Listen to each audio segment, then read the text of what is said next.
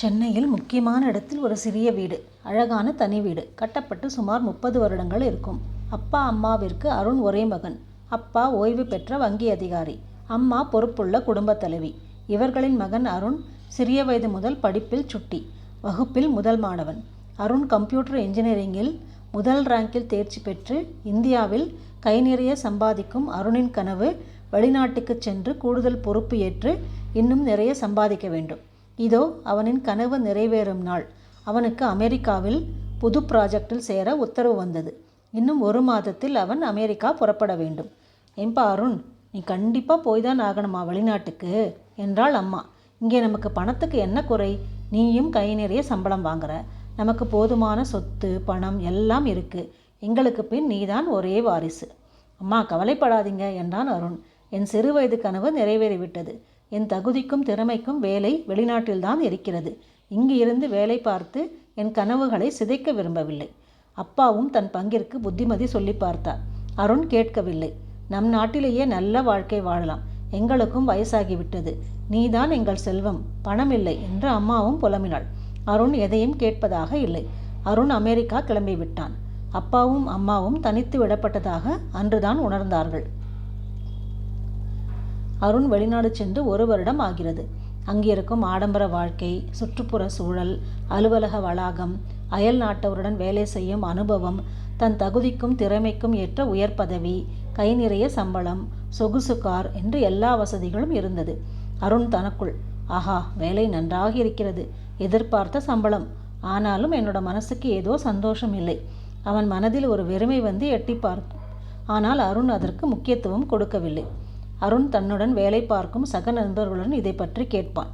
அருண், இங்கே வேலை என்றால் வேலைதான். நம்ம வாழ்க்கை நம்ம குடும்பத்துக்காக இல்லை, கம்பெனிக்காகத்தான். நம் லட்சியத்தை அடைய சிலவற்றை தியாகம் செய்துதான் ஆக வேண்டும். அருணும் அப்பா அம்மாவிடம் அடிக்கடி பேசுவான். இப்பொழுது எல்லா வசதிகளும் இருக்கு. நேரில் பேசுவதைப் போலவே மணிக்கணக்காக பேசுவான். சமீபத்தில் அப்பாவுக்கு உடல்நிலை பாதிப்பு ஏற்பட்டு மருத்துவமனையிலிருந்து குணமாகி வீடு திரும்பியிருந்தார். அவர்களுக்கு ஆறுதலாக பேசிவிட்டு அம்மா கேட்கும் ஒரே வார்த்தை, சாப்பிட்டாயா அருண் என்று. அம்மா நல்லா சாப்பிட்டேன் என்று ஒற்றை வார்த்தை சொல்லிவிட்டு அப்புறமா கூப்பிடுறேன் என்று சொல்லிவிட்டான். அவனுக்கேனோ அன்றைய இரவு தூக்கம் சரியாக வரவில்லை. புரண்டு புரண்டு படுத்தான்.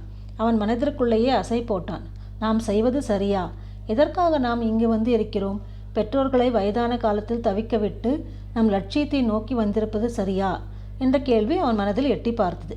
சரி, அது போகட்டும். நாம் இங்கே வந்து நன்றாக வேலை செய்கிறோம். செய்தால்தான் நமக்கு மதிப்பு, பாராட்டு எல்லாம் கிடைக்கும். ஆனால் நமக்கு பிடித்த விஷயங்கள் செய்து நிம்மதியாக இருக்கிறோமா என்றால் அதற்கு பதில் இல்லை. ஏதோ ஒரு இயந்திரத்தனமான வாழ்க்கை வாழ்கிறோம். அப்படியே நினைத்து தூங்கி மறுநாள் எழுந்தபோது கொஞ்சம் லேட்டாகிவிட்டது. அவசர அவசரமாக தன் சொகுசு காரில் அலுவலகம் கிளம்பினான். அலுவலகத்திற்கு வேகமாக சென்ற அருணின் கார் சிறிய விபத்துக்கு உள்ளானது. இதை மட்டுமே அருணால் உணர முடிந்தது. அதற்கு பின் கண் விழித்து பார்த்தபோது மருத்துவமனை கட்டிலில் சகல வசதிகளுடன் தனக்கு ட்ரீட்மெண்ட் நடந்து கொண்டிருப்பதை பார்த்து தனக்கு என்ன நேர்ந்திருக்கும் என்பதை யூகித்தான். உடலில் அங்கங்கு கட்டு போட்டிருப்பதும் தலையில் பலத்த கட்டு இருப்பதையும் கண்டு மனது கலங்கினான். காரில் பலத்த அடிபட்டு மயங்கி விழுந்து அதன்பின் மருத்துவமனையில் சேர்த்துள்ளார்கள் என்று அங்கிருந்த உதவியாளர்கள் மூலம் அறிந்தான். அருணின் அலுவலக நண்பர்களும் அலுவலகம் ஏற்பாடு செய்திருந்த உதவியாளனின் கவனிப்பும் 1 வாரத்தில் வீடு திரும்பினான். அலுவலகம் 15 நாள் விடுப்பு கொடுத்ததாகவும் அருண் பழைய நிலைமைக்கு வரும் வரை உதவியாளன் தன்னுடனே இருப்பான் என்று, எல்லா மருத்துவ செலவுகளையும் அலுவலகமே ஏற்றுக்கொண்டு விட்டது என்ற தகவலை அறிந்தான். இதற்கிடையில் அருண் மருத்துவமனையில் நினைவின்றி இருந்தபோது அம்மாவிற்கு நண்பன் மகேஷ் மூலம் விஷயம் தெரிந்து பதறியடித்து என்னை தொடர்பு கொள்ள முயற்சித்துள்ளார்கள். பிறகு தன் நண்பர்கள் மற்றும் மருத்துவமனை உதவியுடன் வீடியோவில் என்னை பார்த்து வருத்தப்பட்டதாகவும் மருத்துவர் எனக்கு பயப்படும்படி எதுவும் இல்லை என்றதும் ஆறுதல் அடைந்துள்ளார்கள். வீட்டிற்கு வந்தவுடன் என் மொபைலை சரி செய்துவிட்டு அம்மாவை தொடர்பு கொண்டேன். என் குரலை கேட்டதும் அம்மா கதறிவிட்டாள்.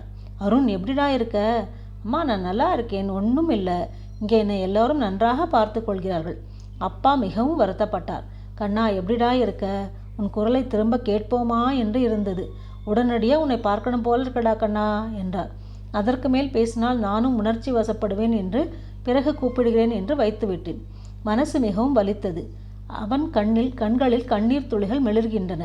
யாரும் அருகில் இல்லாததால் ஒரு மிகப்பெரிய தனிமை அவனை சுற்றி கொண்டுள்ளது. அருண் உள்ள குரலில், அம்மா இருந்தா என் தலையை தடவி இருப்பாங்க, அப்பா இருந்தா என் கையை பிடிச்சாலே ஆறுதலாக இருக்கும். ஆனால் இங்கே யாரும் இல்லை, எல்லாரும் பிஸி. நான் மட்டும்தான் தனிமை. உடனடியாக வந்து பார்க்க வேண்டிய தூரத்திலாம் நாம் இருக்கிறோம். இதேபோல் அப்பா மருத்துவமனையில் இருந்த நாட்களில் இப்படித்தான் தவித்து இருந்திருப்பார்கள். அப்பாவின் கையை பிடித்து, அப்பா நான் இருக்கேன்பா என்று நம்பிக்கை கொடுத்திருக்க வேண்டும். அம்மாவிடம், பயப்படாதீங்க அம்மா, எல்லாத்தையும் நான் பார்த்துக்கிறேன், அப்பாவுக்கு ஒன்றும் ஆகாது என்று கூறியிருக்க வேண்டும். அருணின் மனசு நொறுங்குகிறது. அவன் கண்களை மூடிக்கொண்டு அம்மா அப்பாவை நினைத்து அழுகிறான். அலுவலக நாட்களில் இயந்திரத்தனமான வேலை பார்ப்பதும் வார இறுதியில் வீட்டுக்கு தேவையான பொருட்களை வாங்குவதும் நன்றாக உறங்கி ரிலாக்ஸாக இருப்பதும் அவன் பெரும்பாலும் விரும்பினான். அதனால் நண்பர்களுடன் வாட்ஸ்அப்பில் ஹாய் குட் மார்னிங், அவ்வளவுதான். விடுப்பில் இருந்த நாட்களில் அருணுக்கு கல்லூரி நண்பர்களிடம் பேச வேண்டும் போல இருந்தது. நண்பன் ராஜு, டேய் அருண், எப்படிடா இருக்க, எங்கள் ஞாபகம் இப்போதான் வந்ததா என்று பழைய கதைகளை பேசிவிட்டு மற்ற நண்பர்களை பற்றி விசாரித்தேன்.